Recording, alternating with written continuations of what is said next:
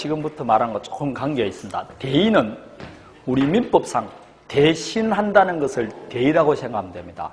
그래서 거기 보면 권리의 주체 또는 객체인 지에 가름한다. 그 사람에 가름한다는 뜻으로 사용되는데 우리 민법에서는 이제 다양한 용도로 사용합니다. 물상대의라고 들어봤습니까? 저당 목적물이 멸실, 훼손, 공용징수되는 대가로 받게 되는 금전, 기타 물건이 있을 때 종전 저당권의 효력이 그 물건이나 금전 위에 미치는 걸 물상대의 그럽니다.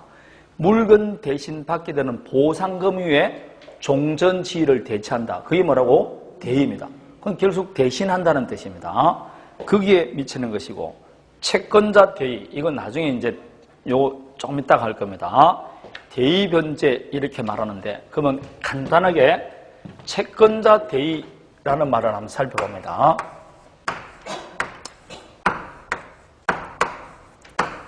이게 나중에 이제 전분명령, 추심명령하고도 관계가 있습니다.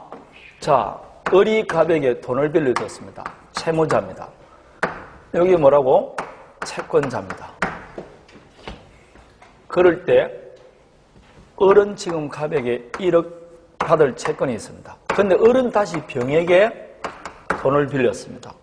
그럼 이 을은 채권자도 되고 뭐도 된다? 채무자도 됩니다. 그럼 이 사람은 채무자, 이건 다시 뭐라고? 채권자입니다. 받을 돈이 1억이에요. 1억 달라고 하지만은 이 을이 돈이 없어요. 그렇지만 이 을은 갑에게는 돈 달라 할 수 있습니까? 없습니까? 있죠. 그럴 때 이 경우 요 병이 자기 입장에서는 요 을이 뭡니까? 채무자죠. 그 채무자가 갖고 있는 권리 있죠. 뭡니까? 갑에게 돈 달라고 있지 않습니까? 이럴 때 채권자가 채무자가 가지고 있는 권리를 대신 행사할 수 있습니다. 이걸 뭐라고? 채권자 뭐라고? 대의 이렇게 말합니다. 이해되겠습니까? 이게 채권자 대의입니다. 채권자가 누구 지위를 대의한다고? 채무자 지위를 대신하는 걸 채권자 대의 이렇게 말합니다. 되겠습니까? 이게 이제 부동산 이중매매에서 나오는 겁니다. 자, 채권자 대의라는 게 그런 겁니다. 가장매매, 채권자 대의권이라는 게 있는데, 우리가 이중매매는 안 배웠죠? 안 배웠는데 괜히 더 함을 할 필요 없습니다. 대의에서 행사한다. 그러면 일단은 이거는 기억하면 됩니다. 채권자 대의라는 것은 누구의 권리를 대신한다고? 채무자의 권리를 대신합니다. 채무자가 갖고 있는 권리를 채권자가 대신 행사하는 걸 뭐라고? 채권자 대의 이렇게 말합니다. 되겠습니까? 그게 채권자 대의입니다. 자, 채권자가 채무자의 지위를 대의합니다. 채권자 대의. 그렇게 일단 생각하면 됩니다. 되겠습니까? 나중에 우리가 이중매매 할 때 이중매매는 채권자 대의권 대상이 아니 된다. 이런 말들이 나오는 겁니다. 이중매매. 다음에 괜히 이중매매에서 여러분 이상하게 저 눈빛을 보낸 내가 지금 찝찝해 죽겠습니다. 아 참 갑과 을 사이에 예컨대 합니다. 괜히 해가지고 지금 이를 곤란하게 만드네. 매매계약이 체결됐어요. 그런데 아직까지 대금은 안 줬어요. 그렇지만 을은 갑에게 소유권 이전 등기 청구할 권리는 있습니다. 그런데 이 갑이 대금을 다 받고 등기해줄 업무가 있는데 아직까지 자기 앞으로 등기가 된 것을 기과로 또 매매를 하는 겁니다. 두 번째 매매합니다. 이게 뭐라고? 두 번째 매매계약을 체결하고 등기는 병 앞으로 딱 넘깁니다. 이게 뭐라고? 이중매매입니다. 이중매매는 첫 번째 계약은 제1매매, 두 번째 매매가 제2매매인데 우리가 말할 때 제1매매는 당연히 유효일까요? 무효일까요? 유효죠. 그럴 때 이 두 사람 사이만 있었던 두 번째 매매가 유효냐 무효냐 이걸 뭘 한다고? 이중매매의 유효성 여부 이렇게 말합니다. 이 두 번째 맺은 매매가 유효냐 무효냐 이렇게 말하는 겁니다. 되겠습니까? 여기를 이제 이중매매 유효성 그러는데 결론을 말하면 원칙은 유효입니다. 이 갑이 을에게 손해배상하는 것은 변론하고 갑과 병 사이의 매매는 유효입니다. 계약자 이혼책상. 그런데 여기 이제 갑이 을에게 등기해줄 의무가 있음에도 불구하고 의무를 위반해서 타인에게 손해를 가하는 게 배임행위입니다. 요 갑의 배임행위의 병이 적극 가담하면 뭐가 되느냐? 무효가 돼요. 되겠습니까? 예, 적극 가담하면 뭐가 된다? 무효가 됩니다. 그런데 지금 그냥 모르더라도 들었기만 하시면 됩니다. 이 을은 지금 갑에게 뭘 갖고 있느냐면 대금을 줬으니까 소유권 이전 등기해달라는 뭐가 있다? 소유권 이전 등기 청구권이 있습니다. 그럼 아직까지 소유권이 있습니까? 없습니까? 그러니까 이 청구권은 권리는 권리죠. 권리는 여기는 물권이 아니고 채권입니다. 그럼 채권이라는 건 누구한테만 청구할 수 있다? 오로지 갑에게만 청구할 수 있는 권리가 있습니다. 그럼 갑은 을 앞으로 등기해줄 뭐가 있다? 의무가 있는데 등기는 지금 누 앞으로 가 있습니까? 병 앞으로 가 있는데 만일 적극 가담했다고 보십시오. 적극 가담하면 무효라 그랬죠. 이 말은 이 병 앞으로 된 등기가 뭐라고? 무효다. 그럴 때 이 을이 병한테 가서 당신 앞으로 된 등기는 무효니까 나에게 등기를 말소하고 돌려달라 할 권리가 있을까 없을까요? 없다니까. 을이 지금 가지고 있는 권리는 소유권 이전 등기 청구권이라는 채권밖에 없다니까. 맞습니까? 누구한테만 주장할 수 있는 거? 그렇습니다. 그럼 여기서 이제 글씨를 쓸 때 이 사람은 분명히 채권 뭘 갖고 있다? 권리입니다. 채권 있죠? 그러면 소유권 이전해 줄 채무는 누구한테 있습니까? 갑이잖아요.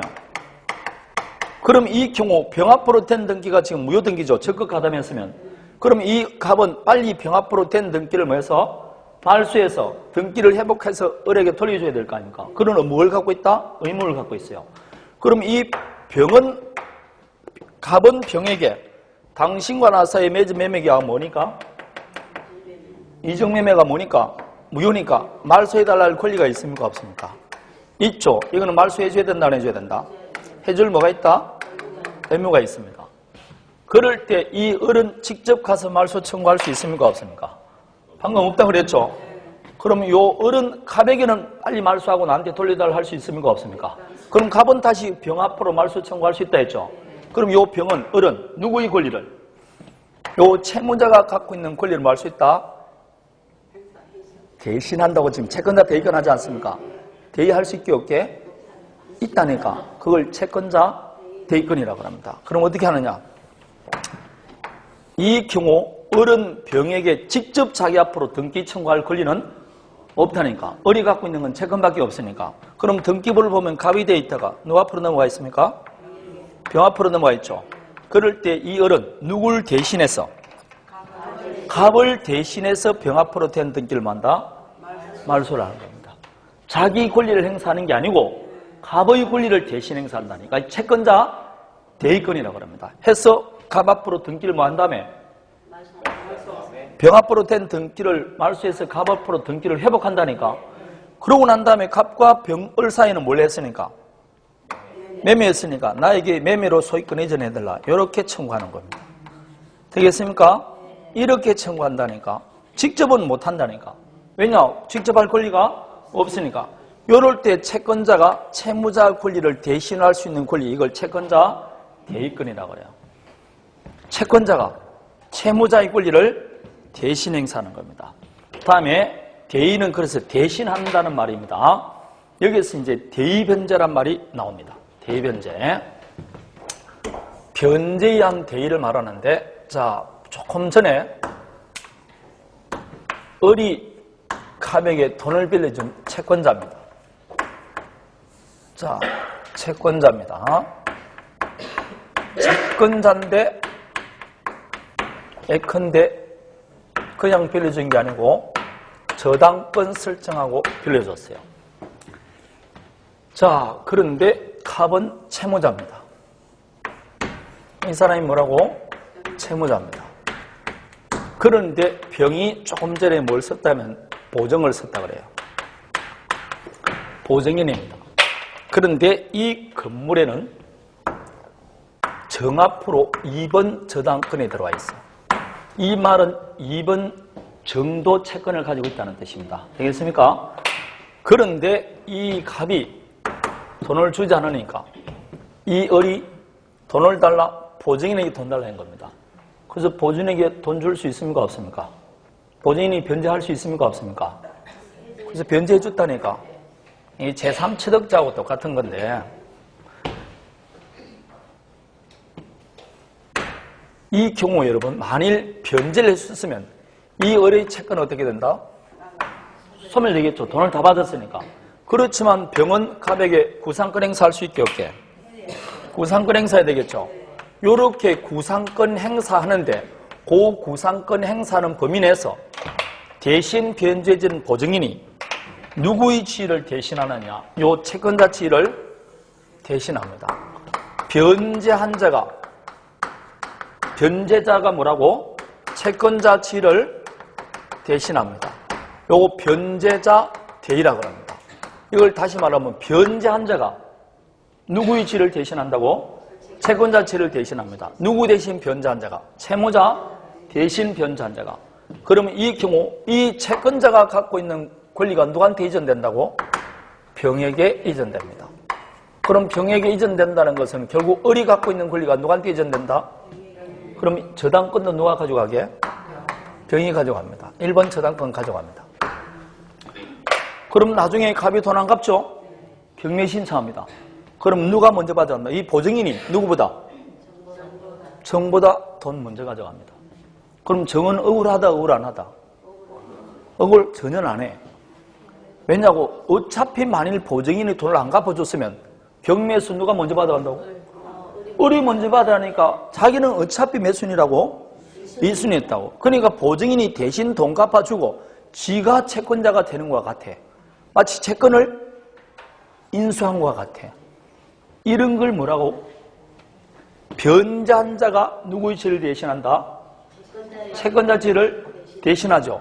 그럼 요 병은 변제할 때 대신할 권리가 있게 없게? 대의할 권리가 있습니까? 없습니까? 있죠. 대의할 권리를 가지고면서 변제하는 걸 대의변제라 그래요. 대의할 수 있는 권리를 가지고 있으면서 뭐한다? 변제하는 걸. 그걸 대의변제라고 합니다. 그래서 말을 줄여서 하는 겁니다. 자, 그래서 타인을 위하여 변제한 자는 이 구상권의 효력을 확보하기 위하여 채권자가 채무자에 대하여 가지는 채권에 관한 권리가 구상권 범위 내에서 누구한테 이전된다? 변제자에게 이전되는 이걸 변제로 인한 대의라 그러고 이 대의를 수반하는 변제를 뭐란다? 대의변제한다 그럽니다. 그러면 이거 우리가 제3취득자 할 때 했죠. 이제 봅니다. 갑의 부동산에 을 앞으로 저당권이 들어와 있어요. 저당권이 있다는 것은 지금 당연히 채권이 있습니까? 없습니까? 채권이 있죠. 이 저당권 설정된 건물에 전세 들어올 수 있습니까? 없습니까? 이 전세 들어온 사람 우리가 뭐랬죠? 제3취득자다. 근데 이 을이 변제를 하려는 겁니다. 변제하게 되면 전세권 날아가죠? 그럴 때는 채무자를 모여서 대신해서 변제할 수 있습니까? 없습니까? 있죠.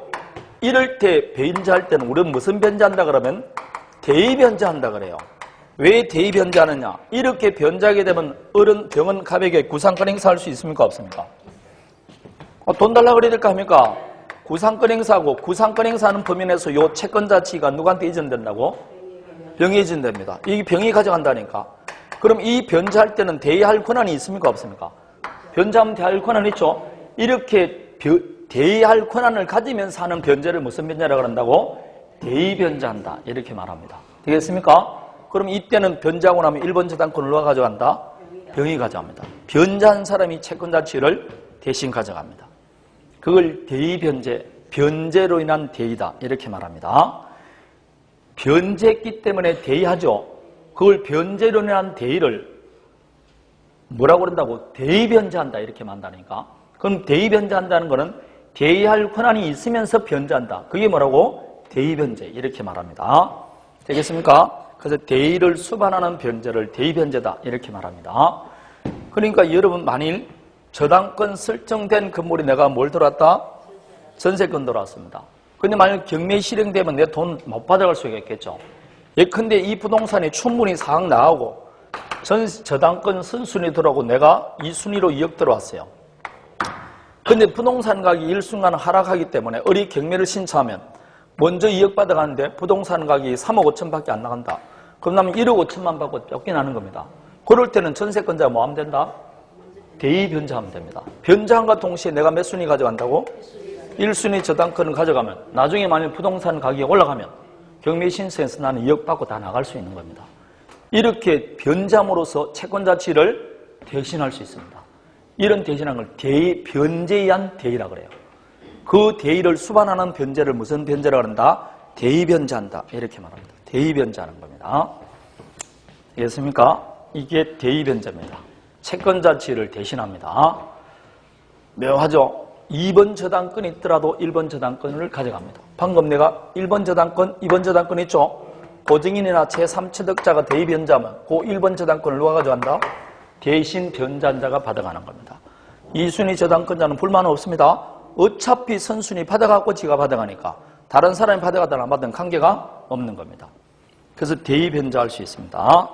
다음에 명도입니다. 우리가 흔히 명도할 때 거기 보면 실사에서 명도는 돌려줄 때 원상태로 해서 돌려주는 걸 뭐라 한다? 명도라고 합니다. 되겠습니까? 원상태로 원래대로 해서 옮기는 겁니다. 만일 빈 건물을 내가 임차했다. 그럼 나중에 돌려줄 때 빈 건물채를 돌려줘야 된다. 원상 회복해서 돌려주는 걸 뭐라 그런다? 명도. 근데 우리가 흔히 인도란 말을 하죠. 인도는 이게 이제 사람마다 실사에서 좀 쓰는 게 틀리는데 부동산을 돌려줄 때는 명도, 동산을 돌려줄 때는 인도 그런 사람도 있고 명도란 원상태로 돌려주는 것을 명도라고 하고 있는 상태로 돌려주는 걸 뭐란다? 인도라고 합니다. 그럼 원상 회복할 필요가 없이 그대로 돌려주는 것. 예컨대 이 임대차 계약이 종료됐다. 학원을 명도해 준다 그러면 이 학원에 있던 칠판이라든지 책상 다 뭐 해야 된다? 수구해서 돌려주는 게 명도고 요거 있는 채로 돌려주는 게 뭐라고? 인도. 그렇게 말합니다. 실사에서는 이렇게 다양한 용도로 사용됩니다. 명도라는 게 결국 밝은 명자니까 그 뭐 밝은 명자도 되면 이건 공하다, 빈 뜻이랍니다. 그래서 뭐다? 다 치우고 돌려주는 걸 뭐란다? 명도. 그렇게 말합니다. 원상 회복해서 주는 것을 명도. 그냥 있는 채로 주는 것을 인도. 그렇게 말합니다. 자, 그래서 처남하고 그러니까 처남 매부간에 싸울 때 그런다 그러지 않습니까? 너네 누나 데려가라 그렇게 말하니까 원상 회복해서 달라는 겁니다. 원상 회복이 가능해 불가능해? 불가능하죠. 그래서 명도를 해달라고 말하는데 명도가 불가능해. 그래서 명도를 못 해주는 겁니다. 인도해달라고 하면 그냥 주면 되는데 그게 아니에요. 원상 회복을 해달라. 그게 명도입니다. 자기 부작이란 말인데 자기는 적극적인 행위를 하는 걸 자기, 부작이란 소극적인 것, 어떤 행위를 해야 됨에도 불구하고 하지 않는 것을 부작이라고 합니다. 여러분 이렇게 단순히 있는 거 있죠? 이것도 부작이지만 우리 민법에서는 부작이는 어떤 행위를 해야 됨에도 불구하고 하지 않는 것을 부작이라고 합니다. 그래서 이번에 제일 문제가 된 게 뭐라고? 부작위한 살인죄가 나왔지 않습니까? 부작위한 살인죄 이번에 나왔죠? 봐요. 여기에 건널목에 간수가 있습니다. 알아, 얼굴이 왜 이리 생겼어요? 갑입니다.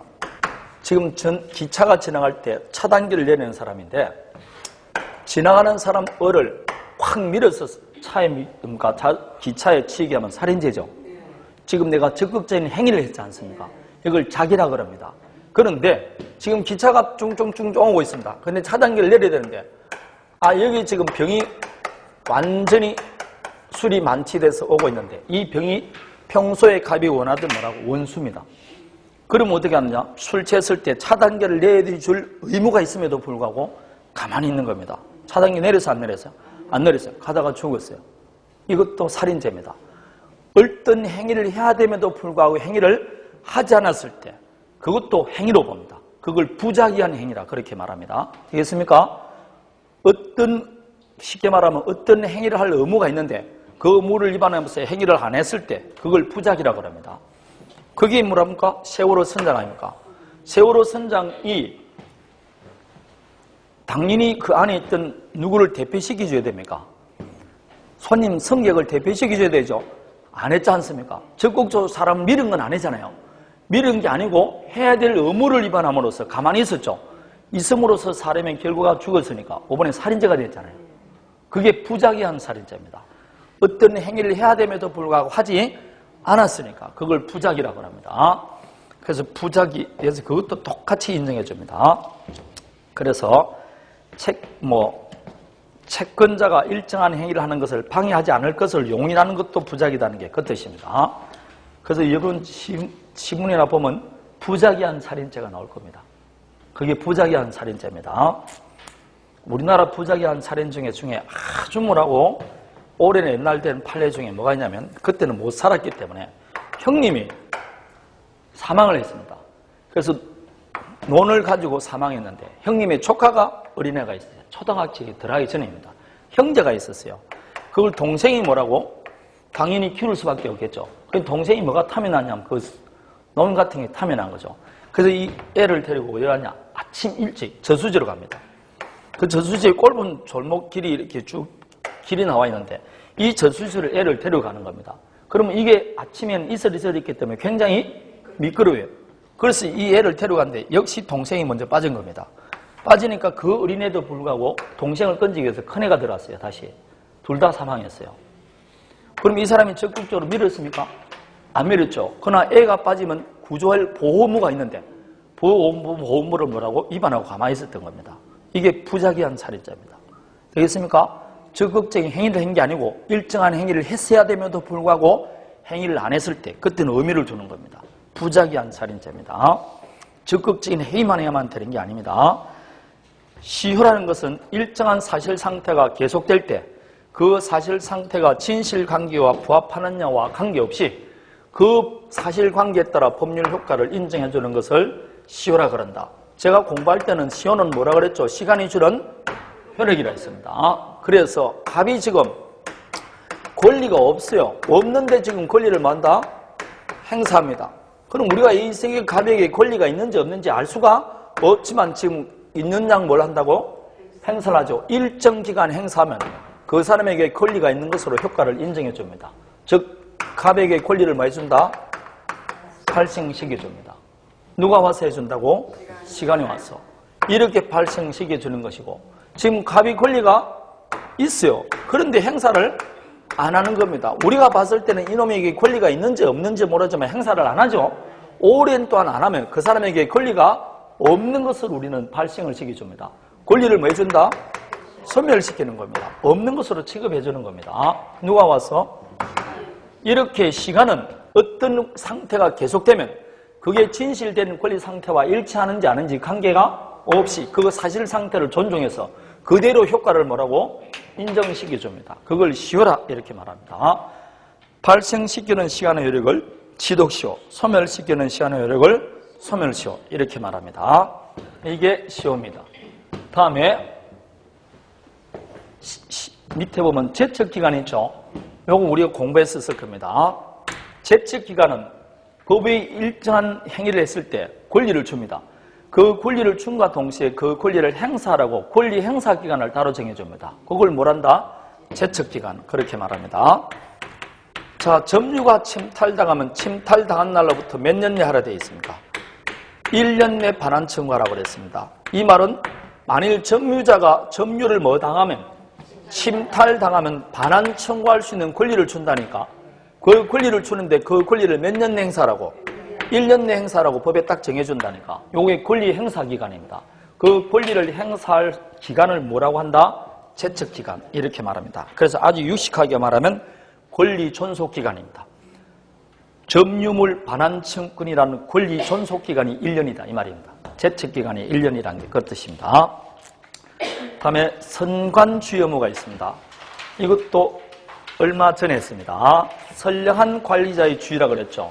그래서 그 사람의 직업이나 사회적 지위에 비추어 볼 때 보통 요구되는 일반적 주의를 선관주의다 이렇게 말한다 했습니다. 이거는 사람마다 다 다릅니다. 제가 저번에 예를 들듯이 내 초등학교에 들어가기 전에 애를 유치원에 맡깁니다. 그럼 유치원에 내 애를 맡길 때는 유치원 선생님들이 부모들이 내 애를 뭐하고 있습니까? 보관하고 있죠. 그럴 때 우리가 어떤 생각을 하면 적어도 유치원 부모 정도가 되면 내 애를 이 정도의 주의를 기울여서 보호해 줄 것이다 라는 생각이 있습니까? 없습니까? 대충적인 생각이겠죠. 그게 선관주의입니다. 내가 변호사에게 사건을 의뢰합니다. 그럼 내가 사건을 의뢰할 때 나는 어떤 기대를 하느냐? 보통 변호사라면 이 정도의 주의를 기울여서 내 사건을 처리할 것이라는 기대감이 있습니까? 없습니까? 그걸 선관주의라고 그래요. 대기업 과장에게 만일 일을 부탁했다. 그러면 우리가 일반적으로 대기업 과장이라면 이 정도의 주의를 기울여서 내 업무를 처리해 줄 것이라는 기대감이겠죠. 그 정도를 뭘 한다고? 선관주의라고 합니다. 그 사람의 직업이나 사회 지위에 따라서 보통 거래상 요구되는 일반적 주의를 선관주의라고 합니다. 그걸 선관주의, 그 정도 주의를 기울이지 않았다. 과실이 있다고 합니다. 되겠습니까? 추상적 과실이라는 게 그 뜻입니다. 그 다음에 경계는 구채무를 소멸시키고 신채무를 성립시키는 계약을 경계계약이라고 그랬습니다. 구채무를 소멸시키고 신채무를 성립시키는 당사자 간의 계약입니다. 자, 그래서 경계 새롭게 1번부터 씁니다. 경계는 뭐? 자, 갑과 을 사이에 아파트먼트 매매계약을 했어요. 매매계약하면서 매매대금을 2억 하기로 했어요. 그러면 을은 2억 지급할 뭐가 있습니까? 채무가 있어요. 그런데 갑이 매매하고 보니까 을이 갑으로부터 사기한 사실이 드러났습니다. 그래서 갑이 이 을을 찾아가서 야이 말미잘 시베리아 감귤 까물 놈아 라고 요걸 바가지 합니다. 사기로 인한 행위를 뭐 할 수 있습니까? 취소할 수 있습니다. 그래서 취소하려고 딱 하니까 을이 하는 말이 미안하다.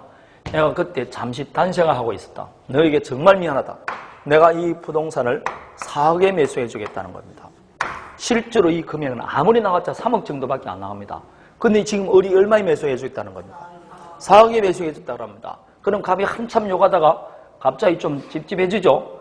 다음부터 그러면 안 돼. 그러고 돌아옵니다. 취소할 필요 있어 없어요? 4억 주겠다는데. 그러면 이 을의 종전 채무는 얼마였습니까? 2억 채무였죠. 그럼 2억 채무는 어떻게 된다? 소멸됩니다. 이제는 얼마 지급 채무? 4억 지급 채무가 새로 생깁니다. 이렇게 구채무를 소멸시키고 신채무를 발생시키는 방금 두 사람의 계약을 뭐라고? 경계계약했다고 합니다. 경계계약하면 추인한 것으로 보게 안 보게? 봅니다. 이게 법정 추인 아닙니까? 법정 추인 6개 중에 하나가 경계계약이라니까. 이렇게 구채무를 소멸시키고 신채무를 발생시키는 당사자 계약을 뭐라 한다고? 경계계약이라고 합니다. 이해되겠습니까? 채무의 중요한 부분을 변경함으로써 신채무를 성립시키고 동시에 구채무를 소멸시키는 계약. 가장 중요한 게 뭐? 채권자를 변경하거나 채무자를 변경하거나 채무 내용을 변경하는 겁니다. 그게 계약의 중요한 부분 아닙니까? 다음에 유언입니다. 유언이라는 건 뭐? 유언자가 사망한 후에 효력 발생할 것을 목적으로 하는 상대방 없는 단독행위입니다. 유언은 단독행위입니다. 상대방이 있어 없어요? 없습니다. 유언을 할 때 특정인에게 내 유언에 도달할 필요가 없으니까 상대방 없는 단독행위입니다. 유언은 언제 효력이 발생할까요? 사망한 이후, 사망 후에 효력이 발생하는 법률행위를 사후행위라고 합니다. 그럼 나중에 사망한 후에 효력이 발생하기 때문에 나중에 이 유언이 진실하는지 안 하는지 다툼이 있을 수 있겠죠. 그럼 증명할 방법이 없습니다. 왜냐, 당사자는 사망했으니까. 따라서 이게 유언은 사후에 효력이 발생하기 때문에 나중에 다툼일 수 있습니다. 그래서 이걸 신중히 기하기 위해서 함부로 못하고 우리 이민법에는 5가지 종류가 있습니다.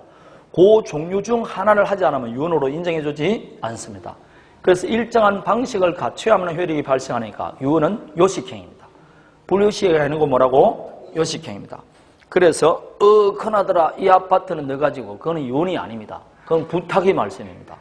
그게 만약 유언이 되면 지금 아버님이 조금씩 경각을 다투고 있습니다. 그럴 때 큰아들이 아버님 입에다가 기를 대고 예 그러고 딱 돌아옵니다. 그러고 나서 아버님 돌아가신대. 그러고서 뭐라냐? 아버님이 나에게 유언을 하겠다. 전부 나한테 준다더라. 그러면 돼 안 돼? 방금 그 유언으로 인정해준다 안 해준다? 안 해준다 이 말입니다. 그럴 수가 있을까 해서. 그래서 일정한 방식을 갖춰야 된다는 겁니다. 자필정서 이런 거 있죠? 녹음 자필정서 하더라도 써놓는다고 되는 게 아니에요. 그 써놓은부터 글씨가 잘못될 수 있지 않습니까? 그 자필정서인 걸 다시 뭐라고? 공정사무소 등에 가가지고 뭐라고? 공정 등을 다 바꿔야 됩니다. 그냥 하는 거 아닙니다. 참관인도 있고 그래야 돼요. 유언을 뭐 할 정도가 되면 재산이 있을 때 하는 거니까 팍 변호사는 여러분 걱정 안 해도 됩니다. 뭐 있다고 유언을 하고 자시고 큰 방은 큰 애들 가지고 작은 방은 뭐라고 작은 애가 가지고 그럴 수도 없는 거고 그냥 우리는 관계 없습니다. 다음에 유정은 유언으로 정리해 주는 걸 뭐라고? 유정이라고 합니다. 살아있을 때 하는 게 뭐라고? 정려자와 수정자 사이에 계약하는 것은 정력이야기고 이거는 유언으로 정리를 해주는 겁니다. 따라서 유언은 정리를 해주니까 대가가 없으니까 무상은 맞습니다. 그렇지만 유언으로 정리해준다. 이걸 유정이라고 합니다. 돌아가시면서 이 건물은 옆집 할머니에게 준다. 이게 유정입니다. 되겠습니까? 잘 봐야 돼. 그래서 할머니한테 줄 수 있으니까 할아버지가 재산이 많으면 돌아가실 때는 주변에 할머니하고 친하면 안 돼. 그러면 할머니한테 재산 줄 수 있습니다. 그런데 할아버지가 돌아가시면서 옆집에 있는 이 아파트는 할머니에게 준다라고 말하면 그거는 유정이 맞는데 할아버지가 돌아가면서 내 재산 3분의 1을 옆집 할머니에게 준다.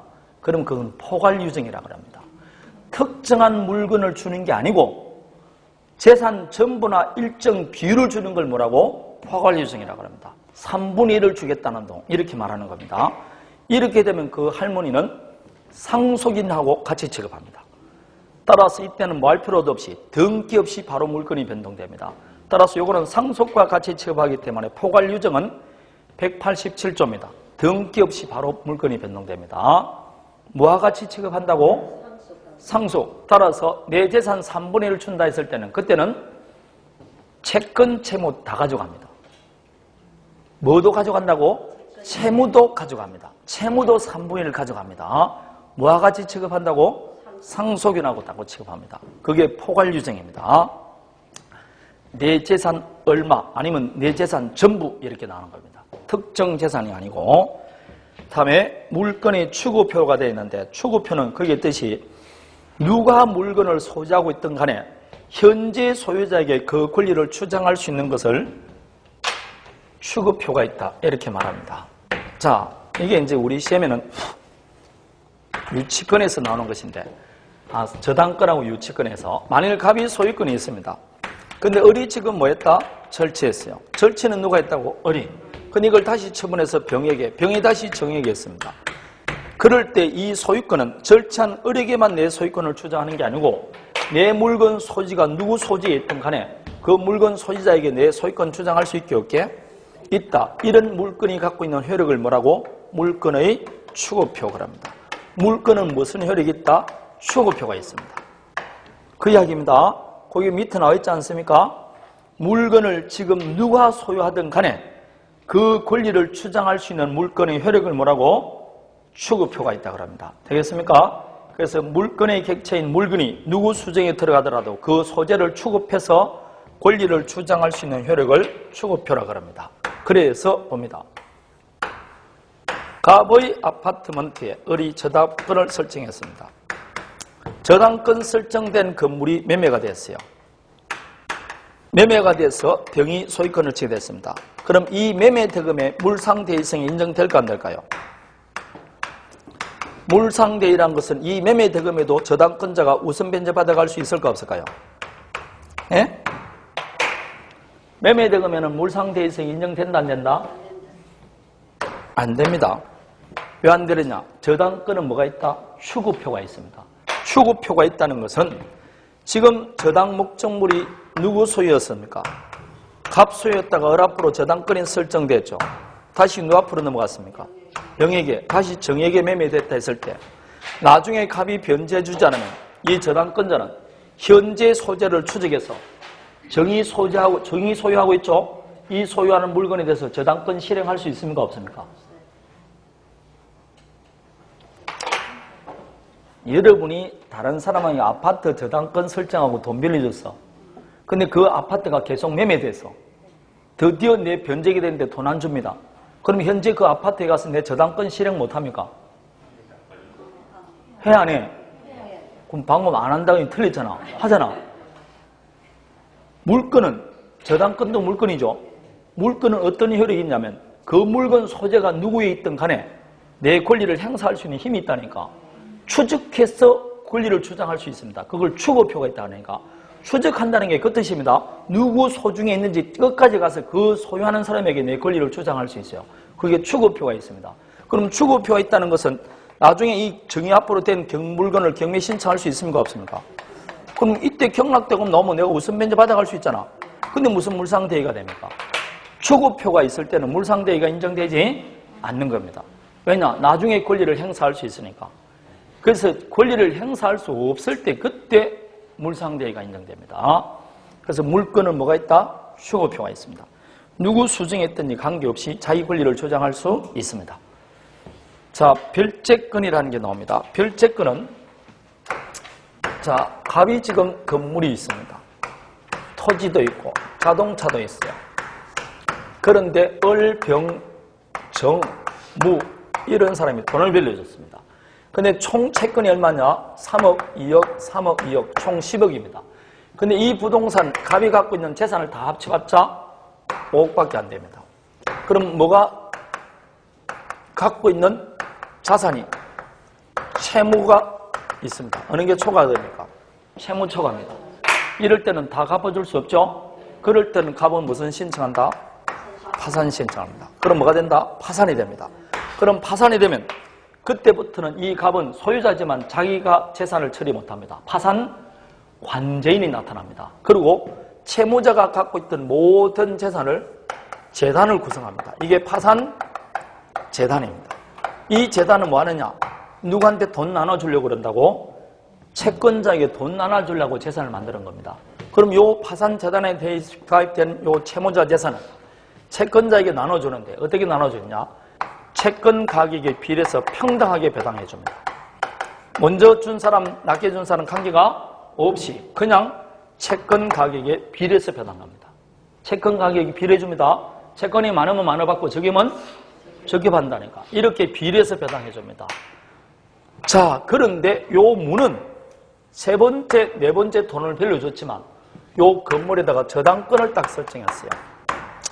이럴 때는 요 무는 평등 배당이 아니고 무슨 배당해 준다? 요 건물에 관해서는 여전히 우선 변제 받을 권한이 있게 없게? 그걸 별채권을 가지고 있다 그럽니다. 이 무는 별채권을 가지고 있습니다. 그래서 거기에 뜨면 파산재단에 속하는 특정 재산에 대해서 다른 채권자에게 우선해서 변제받을 수 있는 권리를 뭐란다? 별채권. 그럼 저당권자에게는 별채권이 있게 없게? 있다. 그렇게 말하는 겁니다. 평등 배당이 아니고 우선 변제받을 수 있는 권리를 별채권을 가지고 있다. 이렇게 말합니다. 자, 제가 화장실 좀 갔다가 수고하셨습니다. 좀 쉬었다 하겠습니다.